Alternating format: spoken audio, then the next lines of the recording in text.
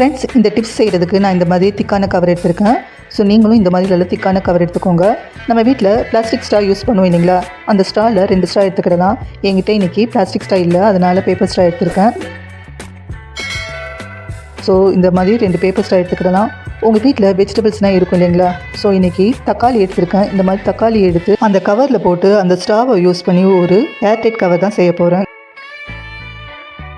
இங்கே பார்த்தீங்கன்னா ஸ்ட்ராவை இந்த மாதிரி கவரில் வச்சு இன்னொரு ஸ்ட்ராவை சென்டர் பார்ட்டில் கட் பண்ணி எடுத்துக்கிடலாம். கட் பண்ணி எடுத்து நான் செய்கிற மாதிரி செஞ்சிங்கன்னா உங்களுக்கு ஒரு சூப்பரான ஏர்டைட் கவர் ரெடி ஆயிடும்.